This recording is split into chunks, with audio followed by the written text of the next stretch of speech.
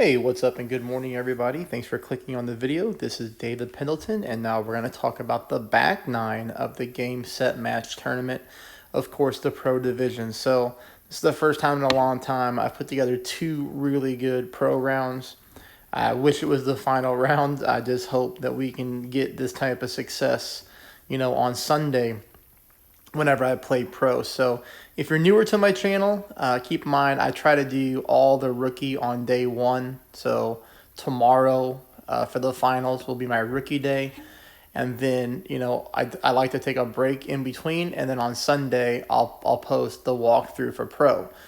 So if you're patient and you're able to play on Sunday, and if you like my content, you can always wait till Sunday. I typically have everything out by 9 a.m. Central Standard Time. So that's kind of my schedule on what I do. Here we got a minus 33. So we had a minus 17 front, minus 16 back. Pretty excited about that.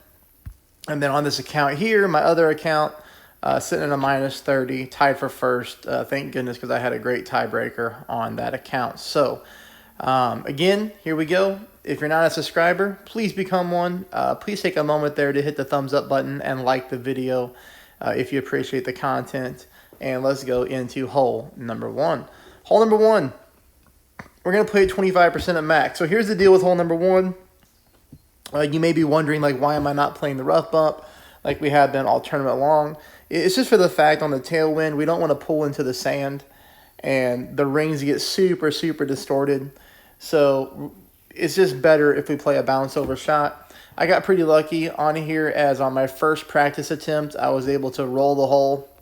And so at that point, I really just had to find, the right landing spot. But as you can see here, I'm playing at 25% at max. Take a look at the spin adjustment. It's basically just 2 bars of right side spin. And then from here, it's all about, the way I play is finding the landing spot. So if you take a look at the very end of my ball guideline, it's almost like if the ball guideline was a little bit more further, right? Like if it was more developed, of course it's fully developed for a sniper 10, but I'm just saying hypothetically, if it was more developed, it's almost pointing at the corner of that green square, but not quite. But if it was fully developed, it would be almost pointing right at the corner of that green square. That's what I was looking for. And then also, I guess you can take a look at where the hole is at. So if you take a look at the hole, the vertical row is light green. I'm playing one full row over from the hole. But again, take a look at where that ball guideline is pointing. I'm not saying that this is going to be 100% in the hole every time, but I am saying that off of one tweak, I was able to pick up a hole-in-one on a perfect shot. My other account, I hit a great ball. So, we can't really gauge from that one. But a perfect ball, and my small adjustment did make it into the hole for a hole-in-one.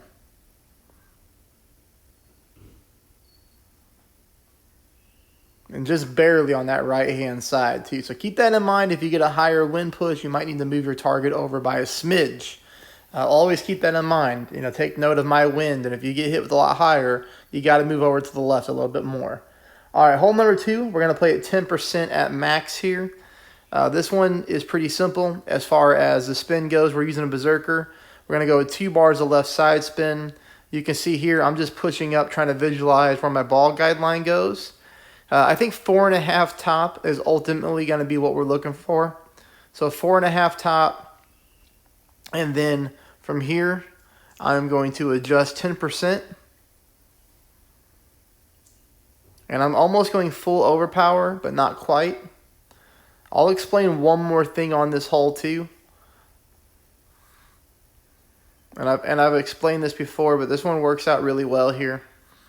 On this shot, I wanted to not go with... I knew I was going to have to go with a lot of overpower, okay? But I wanted to make sure that my needle was controlled.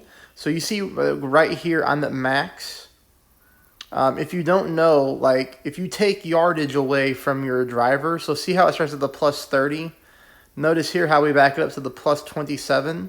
And the reason that we do that is because I know that at the plus 27 yard mark, that when I go into overpower like this, When I go into overpower like this, look how controlled my needle is. Like, it's not even flying around. And to me, that was more important than getting the extra yardage, because we didn't need the yards. That's all we need to do is clip that rough and roll out. And now we're putting in for a very easy eagle on hole number 2. So always keep that little trick in mind in the game, right? If you take yardage away from your driver, it's going to slow your needle down, making it easier to hit perfect. Now, I still didn't even hit perfect, but, you know, obviously it would have been a lot worse if my needle was flying around. This takes us to hole number 3. Pretty lucky here on hole number 3. I did pick up the albatross again, and we're going to be going with 6 bars of topspin. And this time we're not going to use any side spin at all. And we've already got the wind pushing from right to left. So we don't want to do the left side spin like I did in the front 9. But still, you have got to be very careful on this hole that you accidentally don't roll from left to right into the rough. Because you're going to notice here, I'm using a little bit of overpower, half a ball of curl to the right. And again, that's just a fight against the wind. Now, I hit a great ball to the right. But you'll see here, be very careful with your curl because, you know, we start to get closer to the rough, especially with a great right. But, you know, this ended up being okay. All we want is just a clear shot to pin. I play at 30% at max. I believe that's the exact same adjustment that I made on the front 9. Here I tried to duplicate the backspin that we did on the front 9 with one back. But, you know, I was just playing, I don't want to come up short. So I do change the spin adjustment here on the backspin, I think. Nope, I lied. Wow, okay. Huh, I wrote down 0.8 back. So 1 back. All right, good.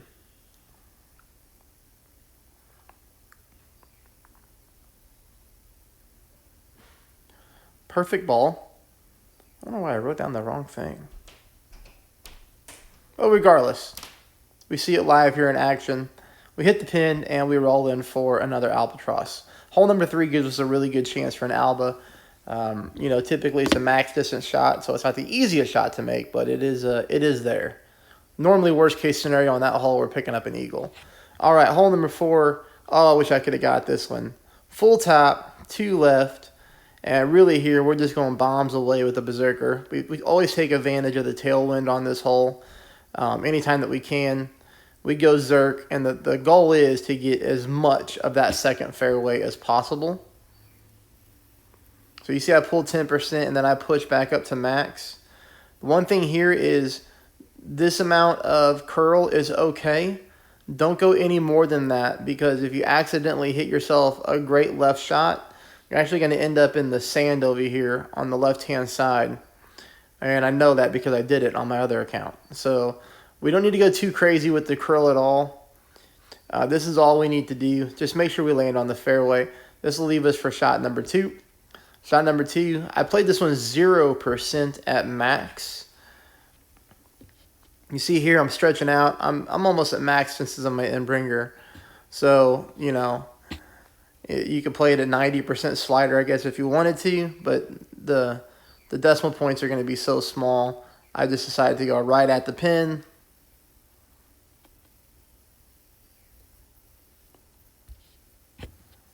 Perfect ball.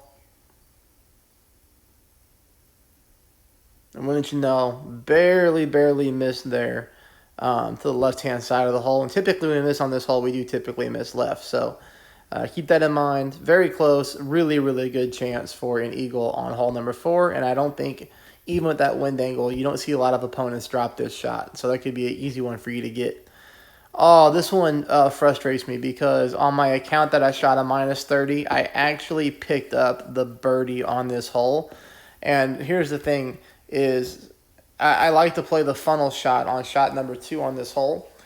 But I guess my confidence got a little bit shook and I got nervous because on practice mode, I played the extra mile, 6 top spin, 3 right spin shot, ended up in the sand.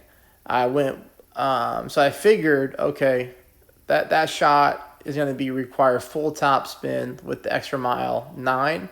And I didn't want to post that replay because I don't know how many people that watch me have an extra mile 9. So I decided on my other account to play with the big topper and the kingmaker, and I just hit a bad shot and I got stuck in the rough again and I couldn't save it. So I just thought, you know what, I'll go ahead and play it safe. But if you do want to play from the right hand side and go for the funnel shot like I'm playing, it is there. I would recommend that you play with the big topper though, unless you have the extra mile 9, then you can play with more top spin. Okay?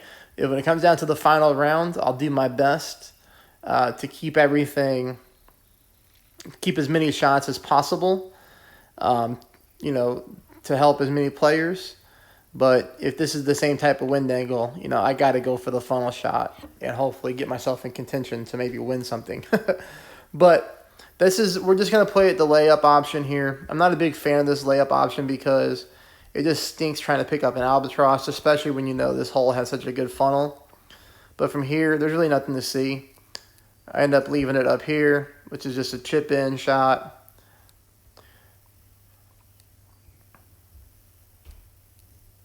But anyways, that's the eagle on hole number 5. Okay. Hole number 6. Hole number 6, I finally got this one too. Took me a few practice tokens. This one's going to be played a little bit differently than we did on the front 9.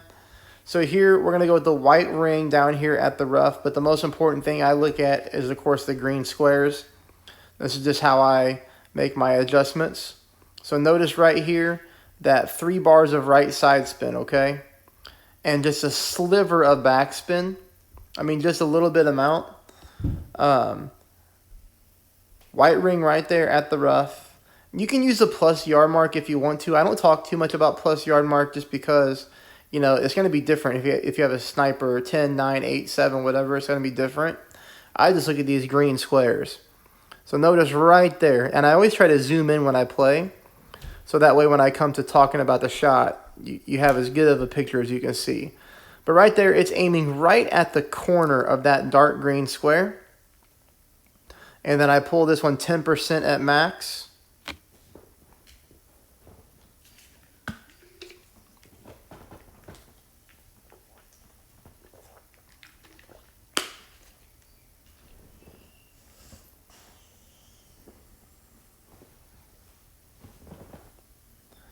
And you'll see here, we get the roll again, so that comes in beautifully, pretty much dead center for the hole-in-one. Again, now, you know, I make that one on this account. I miss it on my other account just because my other account I missed just by a fraction, so I was able to think about it and make a small adjustment, and it worked out. This hole, I've got nothing for you. I don't know.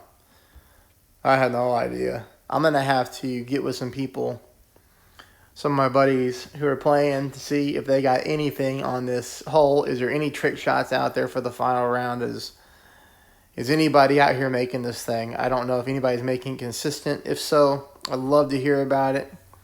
Nobody sent me anything yet. But this one's tough.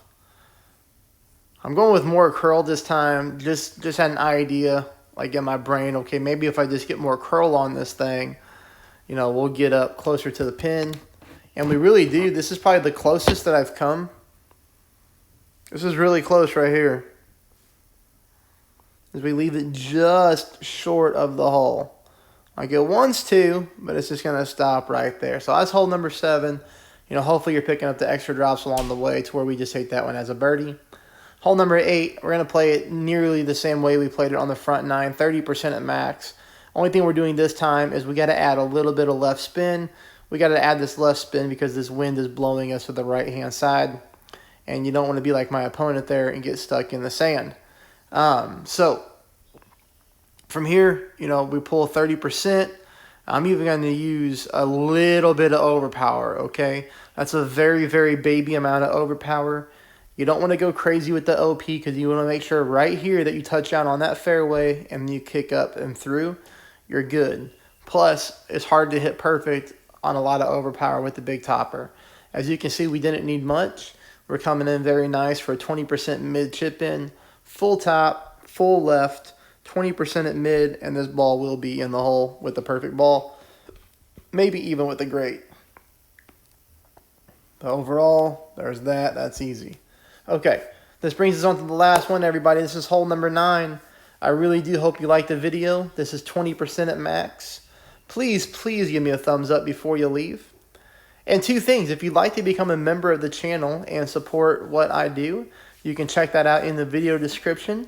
If I've done a great job for you so far on Pro, and you have the means and ability to do so, any PayPal donation is appreciated. For sure, that's going towards my wife and I's vacation fund that comes next month. And you can check out the link to my PayPal in the comments section below. All right, we hit a great ball here. I got really nervous about the great right, but you know what? We're okay. I do have one thought on hole number 9. I keep playing it with 6 topspin and 3 right. I know the 3 right is good, but I wonder if I'm just getting too high up on the fairway here in Pro. I wonder if I reduced the topspin and got a little further back, if it would make my sniper shot any easier or more consistent. I don't know. I was just kind of looking at some of my replays, and that's just a thought that I had for some reason. You know, plus I get close to this tree line here, and the wind angle hasn't got us there yet. In the final round, I might reduce the topspin. So just keep in mind, if you're able to wait for me playing on Sunday, then I may change this hole up a little bit, because I don't think I've picked up the albatross yet in Pro. And I don't want to get too close to these weird trees over here on the left-hand side either. So I think I'm going to reduce the topspin. But regardless here, this is just basically a 10% at mid adjustment. You can see the trees nowhere close, but I'm just afraid I might get a weird roll, because I've had it happen to me before. This one comes in pretty close. So just some minor tweaking, with just moving our target over to the right, and, you know, about a quarter of a green square, and we'll be okay. Hey, that's it, everybody. Best of luck. I will talk to you on Sunday.